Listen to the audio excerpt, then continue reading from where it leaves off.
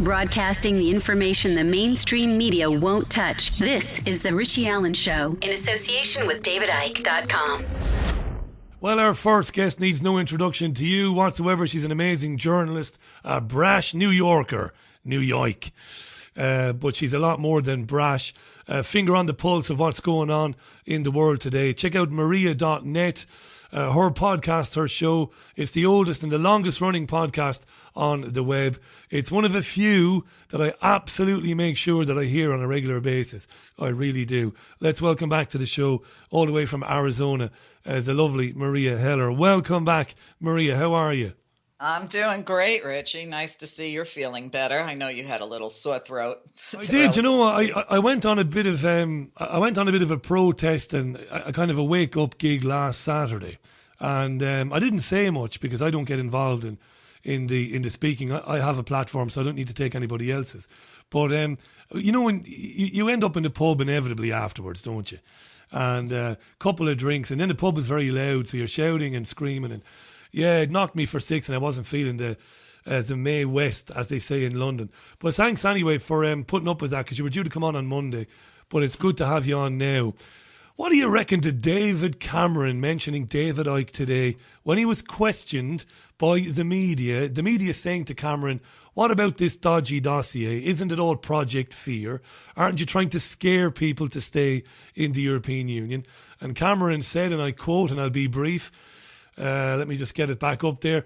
Of course you can say this is all some giant conspiracy, some sort of David Icke style sort of, you know, it is just nonsense, said Cameron. What a Freudian slip that is, Meria, to mention David Icke. Well, he obviously knows the game is over. And, you know, with David, him mentioning David, just goes back to that old adage, it doesn't matter what they say about you as long as they spell your name right. That's right, yeah. I actually suggested in the opening salvo that it sounded to me, you know, I didn't hear it properly because I heard a distorted version of it. I couldn't play it. It sounded that it wasn't off the cuff. It didn't sound like it was something he was floundering for. It's something that he was told to say. Maybe not today, but at some stage, somebody has said to him, remember now, you know, bring up the conspiracy theories again. Maybe mention, you know, David Icke and whatever. So it wasn't, you know, just a throwaway remark. And that leads me to think you're not far from the truth that there's a real concern, you know, growing amongst these people that more and more of us are onto them now. Absolutely. Absolutely. I mean, when they start mentioning us by name, you know, we're getting through to them. And, you know, I think it's a good thing. I mean, there are, you know, a lot of people that'll see it as a negative, but to me, it makes you know that Cameron's aware of David and he's aware of his work. Yeah. And there's so many things. It's not just the European Union either. It's, of course, the child sex abuse scandal, which David has been writing about for 20 years now. It'll be 20 years actually next year. And that's going to come to a head as well in the next year and a half. It seems, as you well know, in Britain, anybody who is a sports person or anybody who has been on television, if they commit a crime, you know, quite rightly, they're hauled in and they're charged. But if you're in public life, in terms of if you're in politics or big business, it just takes decades to get these guys to court, Meria. Oh, absolutely. And here in America, they get to run for president. Oh, Jesus. I know, it's terrible, isn't it? And of course I'm coming to that shortly, and Mitt Romney and all of that. And I know you've got very strong opinions, and no doubt on your news show just a short time ago you were talking about those things. I obviously didn't get to hear it. I grab it later on, of course. I grabbed the podcast later on. So you take that as a real positive then. These guys coming out, mentioning David Icke, mentioning other people in the independent news arena. This is great news. I think it's great news, but it also puts us in the line of danger. You know, truth telling is a very dangerous business. I mean, I've watched as so many, either my guest or a couple of my co-hosts have been murdered for their work. You know, they say it was, you know, fast onsetting cancers of some sort, but we all know it's murder. So, I mean, you take your life in your hands to try to educate other people. But when you look at the resistance out there, it really is amazing to me how unwilling people are to open their minds. Yeah, it might be changing though. I mean, on average, without even a hint of exaggeration, on average, I probably get about a dozen emails a month. Doesn't sound much now. 12 emails a month. I get more than that a month, but I get 12 on a specific subject. And that is people saying to me, I have to say, I can't believe I'm listening to this sort of programme. You know, there was a time when I would have been recommending that they send the men in white coats to people like you, Richie Allen, and you, Meria Heller. So I get about 10 to 12 of those a month. That gives me a real boost, that, you know? Absolutely. I mean, I know it's probably the same way David feels when people say to me, you know, the topics I covered, you know, almost 20 years ago, when people called me a conspiracy freak, you know, all kinds of ugly names. And now those very same people, you know, you're a genius. You know, I finally woke up, and they have guilt, and they have fear, and they have anger because they finally snapped out of the illusion here and see it for what it really is. So if you live long enough, people might actually respect your work.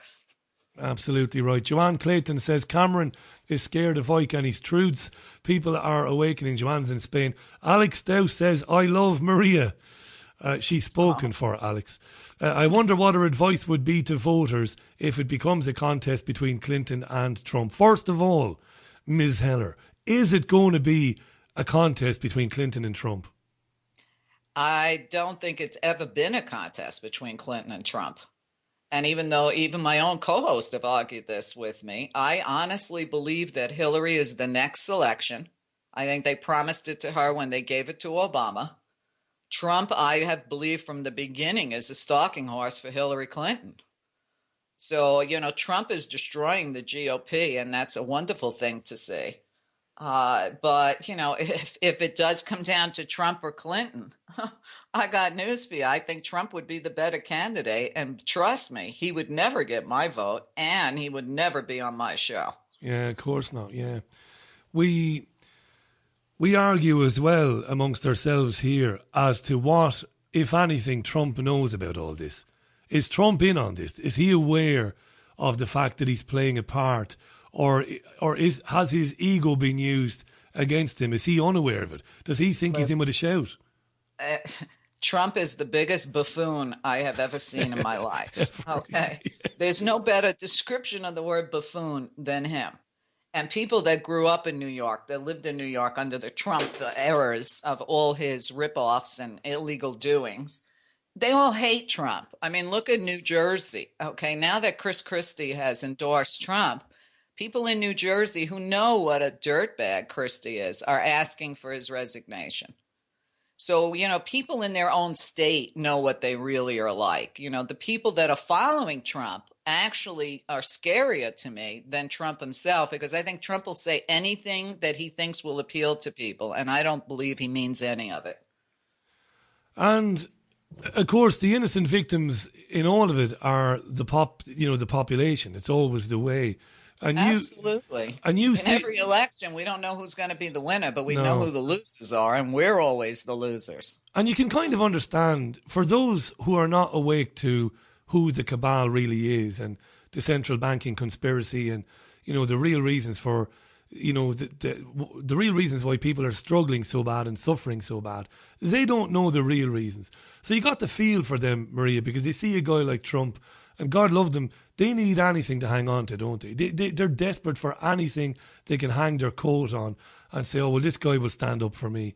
And that's what it is. And that's why they're so almost evangelical in their support of Trump. Right. Well, you know, they like people that represent themselves. So if Trump is representative of the people that are enamored of him, that don't know the difference between a Trump quote and a quote by Hitler, we're in some serious trouble in this country. So, you know, it may be a joke, it may not be a joke that Canada's getting an island ready for all the migrants that are going to leave America if Trump gets in. But the whole world is shaken by the fact that this man looks like he could lock in the nomination. I mean, the whole world knows how insane he is, except Americans who I believe have been sprayed too many heavy metals and their minds have been warped.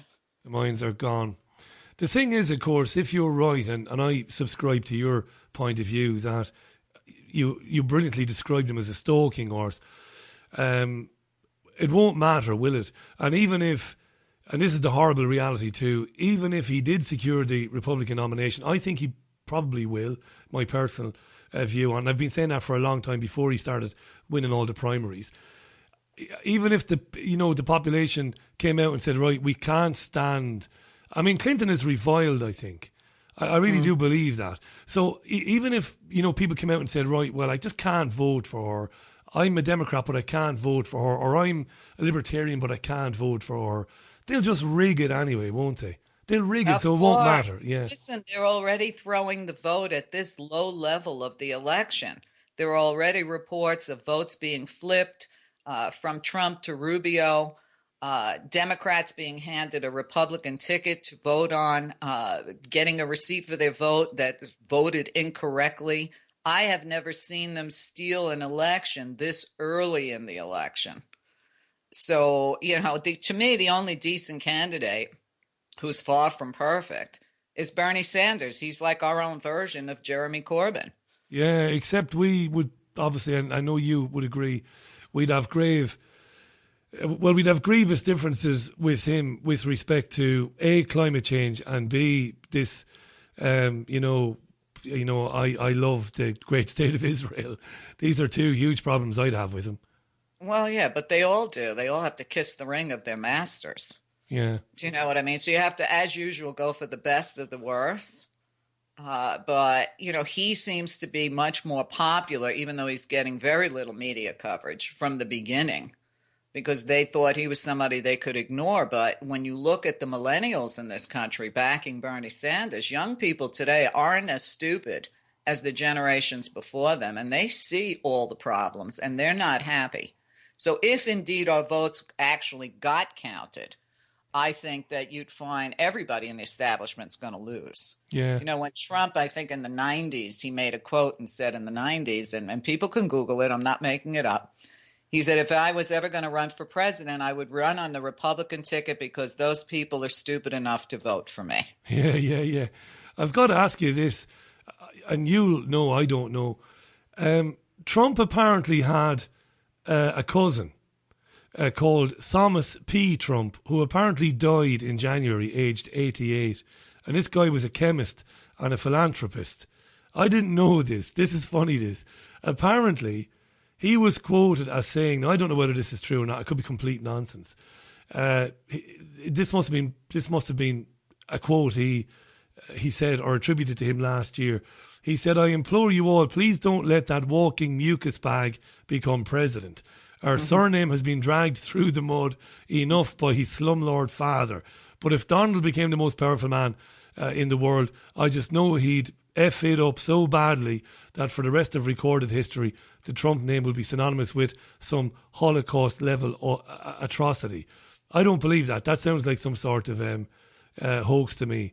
Or is that true? Have you heard of Thomas P. Trump? I really don't know. Me neither. No, we would know, wouldn't we? I know that he comes from a long line of really scummy people. So, but you know what? I was reading there's so much opposition to Trump, especially in Europe and in the UK, with all your lawmakers saying, this is not a guy we want to have his finger on the nuclear button.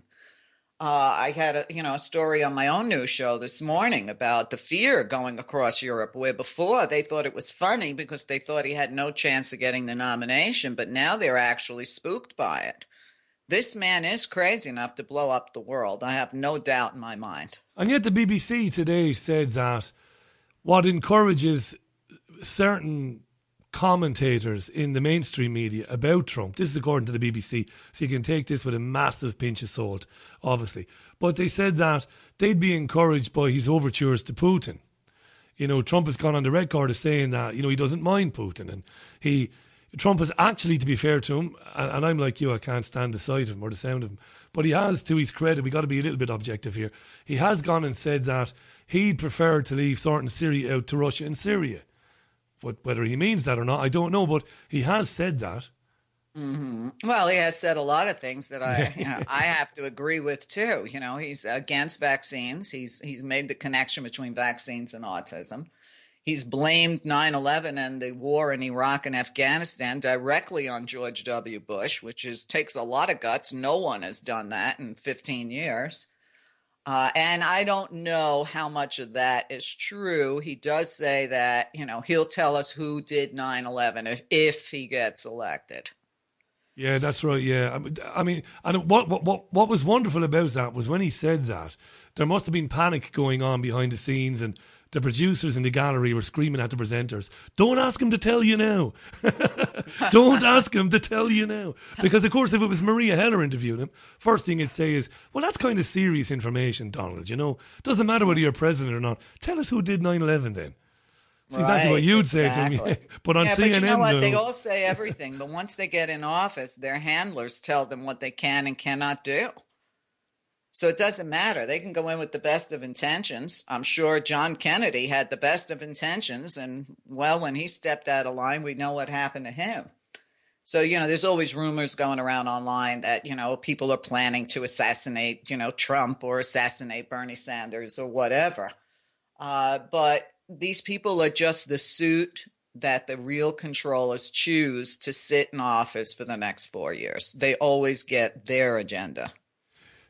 Absolutely spot on. It's 19 minutes to the top of the hour. Maria Heller is on the show. Go to maria.net. A terrific broadcaster, great journalist. Hillary Clinton is in, well, you wouldn't say she's in a spot of bother because nothing sticks to Hillary. Teflon woman, we should rename her. But she's been criticised by, well, she's been shanghaied, to use that term, by young black women, particularly young black women, at certain events that she's turned up at, when they've said to her, "Aren't you the woman who said many years ago that black people need to be brought to heel?" These are comments she made years ago, back in the mid-90s, about crime in black neighbourhoods. And she said some less than complimentary things about African Americans. And yet, they've always tried to portray themselves, the Clintons, as the first black family in the White House. He was the first black president. She's getting a little bit of stick, and it is being picked up by some of the networks. CNN, MSNBC have run with the story. What do you think? Yeah, but what something I of don't nothing? understand is, the Clintons were responsible for the majority of people in prison in this country being black. They're the ones that forced mandatory sentencing. They're the ones that made sure if a black person got caught with, a joint of pot, they were going to jail forever, but white people always managed to get off. And I suggest that those people read Roger Stone's book, The Clintons' War on Women, because she's no friend to women at all, never has been, never will be. While we're on Trump and Clinton and 9/11, we mentioned, Field McConnell was on the programme last night, and Field said that he believes that 9/11 was planned as far back as the 1980s, and that in the planning of that way back, even before the project for a new American Century think tank document, Field said that both Hillary Clinton and Donald Trump would have had knowledge, at least knowledge, of the planning of 9/11 back in the 1980s. And I did ask him about proof of that. He's got affidavits and stuff that he's planning on releasing in the next few days. What do you make of that? That came out of left field now, that. Well, there are a lot of people. Listen, we can go all the way back to the Protocols of Zion if you want to have a prediction. William Cooper, he wrote about a 9/11 scenario and in advance said that they would blame it on Osama bin Laden. And they killed William Cooper in his driveway at midnight, serving a summons. It's really anybody's best guess. They practiced in 93 when the FBI bombed the World Trade Center. And of course, Project for a New American Century. Everybody should know that by now. But remember this, without 9/11, we would not have the international police state we have today. It's as simple as that. I'm going to read some tweets because there's loads of them. Dion says, when it's time for this movement to come forward and win, an army could not stop it, says Dion. Good stuff, Dion. Site Restored on Twitter says, Cameron mentioned Icke.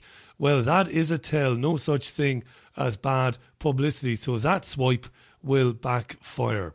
Martin says, American election choices, they are all compromised in ways that we can't even imagine. It's the same here in the United Kingdom. I've always said that about Jeremy Corbyn as well.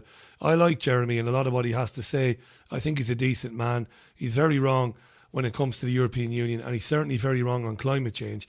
But I think the man is decent. But the very fact that he was elected leader of the Labour Party means that there is a file somewhere with compromising photographs or something on Jeremy. You know, he might have a propensity for, I shouldn't say, this is a family show. Right. Well, here in the United States, we say the first thing they do when somebody gets nominated is the controllers show them the Zapruder film. Right. There you and go. For people that don't know what the Zapruder film is, it's the film of the assassination of John Kennedy. So if they can kill a president, that shows you the kind of control they have. And they remind these puppets from time to time that they're pretty much on borrowed time unless they play ball. No doubt about that. The system is so corrupt. There is no way of fixing it. It would have to end from top to bottom. It would have to be redone. Really good comment from Sean on Twitter. Richie, I think Trump is the test stick to see how far Clinton can go when she's in. 2 colours, 1 agenda, says Sean. I'm going to scroll up again. The order says, please ask Meria if she thinks like me that Trump has always been an insider. As he said, he paid government officials for favours. That equates to him being corrupt. He has said that at several times, that he paid government officials for favours. That means he's party to a crime, doesn't it? Right, of course. But remember this, these people have what's called elite deviance. They are so above everybody else that they know whatever they do, they're not going to be punished for it. And they expect it to be that way because they consider themselves elite because they have the money. Because they have the money. Because they have the money. Wayne says, you Americans, if you have any brains, will stick Trump and Clinton in the Pacific Ocean. These are twisted people, says Wayne. Rich says, I want to know which silly people voted for David Cameron. Oh my God, he is just a pits, says Rich. You won't get an argument there, Rich. You could search Twitter all night long and I don't think you'll find a single argument. And there's massive amount of tweets coming in. Hubertes has just sent me the picture of the young black girl with the quote by Hillary Clinton, we have to bring them to heel, standing in front of Hillary while Hillary's addressing a room. And she's getting a little bit of stick from some sectors of the African American community. Right. Look how many Black Lives Matter people she's had thrown out of her events. And I got to tell you, I don't understand. When they said today she got the black and the Hispanic vote in the South, that's a physical impossibility. But obviously they've thrown the vote to her already. She just creates herself as she goes along. The only thing, I did see a post, I think you'll get a kick out of it, Richie, which I couldn't argue about. They had a picture of Hillary stumping at one of her events and a picture of Kim Jong-un, and they do dress alike. Yeah, I've seen those pictures. They're funny, yeah. They really are funny.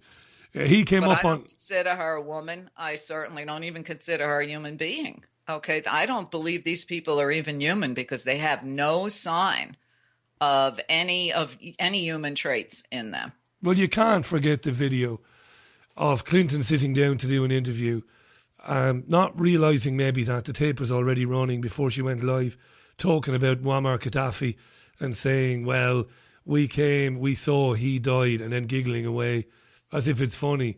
The extrajudicial murder of a man in his own country without due process. And then which broke all international laws. That's right, and plunged that country into the Stone Age. Mm-hmm. And listen, Trump is right on his isolationist gig. I mean, the Middle East was way better off without us, before Bush decided to create his 2 illegal wars based on lies. So can I ask you this then? Do you believe in your heart of hearts that Trump doesn't have a clue about the agenda? That the agenda is to get rid of 5.5 billion people off planet Earth, the constant blood sacrifices, never-ending war is going to feed that. Because I think you're quite right. I'm guessing that Trump really just doesn't have a clue. He wouldn't know any of that. I don't think he knows all of that, even though he may pretend to or listens to this person, that person, usually probably the worst people on conspiracies. But at the same time, I think he tells people what they want to hear. He'll do whatever it takes. He's like a prostitute. He'll do whatever it takes to get the power. He's just interested in the power so he can finally say, look, I'm president of the United States. But I'm sure if you've seen that movie Idiocracy, and if you haven't, you should. I can't believe that that's exactly how I see this is the worst election cycle I have ever lived through. I've never seen more hate, more morons, more men acting like little boys in a locker room, wondering who's got the bigger you-know-what. The name calling, I mean, never a time to be more ashamed to be American than right now. And of course, if you had a viable media, the media would have destroyed that. A real media would have absolutely destroyed all the candidates by ridiculing them, humiliating them. And I don't mean now by doing what it is that Trump and Cruz and Rubio are doing, but by doing it in an academic way, you know, by completely deconstructing that behaviour and showing it up for what it is. But they encourage it. Right. Well, of course they do. Although I was surprised yesterday to see Fox News really ripping on the GOP and ripping on Trump, ripping on the way they're destroying their own party. I mean, I live in Arizona, okay? It's a Republican state. And most Republicans I know here say they will not vote for Trump if he gets the nomination. Most of them say they're embarrassed of their party. And the rest say they're not going to vote Republican at all. How interesting. Is it possibly a year? I know it only comes along every 4 years, but is it possibly a year where somebody who has got a big public profile, who maybe thinks a little bit differently than them, they might not get it all, they might not get, they might not know what we know, but is it a year when somebody like that might emerge and obviously not win the presidency, but maybe take a sizable chunk of the vote? What do you think? Well, it could happen. Listen, I don't put it past Trump if he doesn't get the nomination to run on the independent ticket because he's a big baby and he doesn't like to lose. But I know Jesse Ventura's come out and said that if Bernie doesn't get the nomination, he's going to run for president. We've heard this before from Ventura, though, haven't we? Well, we begged him, and I think it was 2008, because he was on so many shows of mine and other people. We begged him to run. But, he had already pretty much defected to Mexico because he said he had more freedom in Mexico. And at the time, his wife wasn't feeling well. So, it wasn't a commitment he could make. But at this point, I would sooner vote for my garbage man than anybody they have in front of us. At least he knows how to get the job done. By the way, garbage men and women listening to the program, Meria doesn't have any problem with garbage men and women. No, my garbage people are great. I mean, listen, without garbage men, cities come to a standstill. An absolute standstill. Martin Noakes. What happened in Italy last year when they didn't collect. Do you remember that? Do you remember those images? Martin was on to ask, does Meria think that Bush or Tony Blair will ever face the trial? Now, we know the International Criminal Court exists, but we know the United States isn't signed up to it. So as long as Bushy and Rummy and all the other idiots stay in America, they're not likely to ever be arrested. Do you hold out hope that one day when we take back the world, and when I say we take it back, when people take it back for themselves, do you think we'll ever see justice for these guys? I have to tell you this, okay? The only justice we're going to see for them is going to be when they leave the planet, because the justice is going to be meted out on the other side. And it's not going to be pretty. I doubt we'll ever see them in court. I mean, it's been 60 years since the assassination of Kennedy, and we still don't have all the information. No. So, I couldn't believe Jeb Bush would drag George Bush out and think that was going to help his campaign. I was like, oh, my God, stupid versus stupid. But I will tell you this. I had 2 days to begin drinking early and celebrating. One was when Jeb dropped out. I immediately broke into my wine. And the other one was when Scalia dropped dead. And I said, if this was a political assassination, it's the only one I can appreciate. What a terrible accident that was as well, Judge Scalia. I'm sick of all these conspiracy theorists. It was a total accident. It could happen to anybody that a pillowcase falls over your head and suffocates you. I can't believe it. First of all, it's just a little bit oversized. It's only a pillowcase. And I can tell you some nights I wake up with my pillow completely over my face. Yeah, because you're dreaming about these lunatics that we talk about on our program. There he was, a member of a secret society. illegally freebieing another weekend at a Democrat's expense. There are stories that he was a pedophile and his throat was slit by a 13-year-old boy at the ranch. There's so many stories, but the bottom line is he's dead. Be happy. That's the way I see it. We have got to install a different system in this country. These old men have to stop voting on women's rights, everybody else's rights. We don't need people from thinking 30 years ago to be the final law of the land, and they should have term limits, like 2 years. If you don't do anything in 2 years, get rid of them. They're not going to do anything in 4, 8, 50. Well, of course, career politicians in itself is, well, it's a terrible thing and it's a terrible concept. Ideally, representatives should represent their town, their village, their community, like you said, for a couple of years. Then you go back to work and somebody else goes and does it. And it doesn't become this lucrative. Right, and we pay them that salary and everything for the rest of their lives. Okay, they got quite the retirement plan while they're killing everybody else's retirement. Americans have to wake up. I mean, this experiment that was called America is a failed experiment. So it needs to go to sleep. It needs something totally different, a totally different structure. Because I remind people, of course, most people in my country, I hate to say it, are just willfully ignorant, that we have taxation without representation. It's as simple as that. On that bombshell, just for today anyway, we're going to part company. You always make me laugh, Meria, the funniest woman I've ever met. One of the funniest people I've ever met, to be honest. If you don't have a sense of humor, you'd blow your head off in this one. You're absolutely, I'll be thinking of some of the stuff you said tomorrow and I'll be laughing out loud walking around. But you're right, you're absolutely right about the sense of humour. Folks, do me a favour, if you haven't done it already, get on over to Meria, meria.net. Super, super, super talented broadcaster. Like I said earlier, I got her finger on the pulse of what's going on. She's happy to hear from people who disagree with her as well. That's the essence of good independent broadcasting. So check her out there. It was a real pleasure. As always, Meria, we'll talk to you real soon again. All right, thanks, Richie. Take care of yourself. Bye for now. The great Meria Heller on the line to us there from the lovely state of Arizona.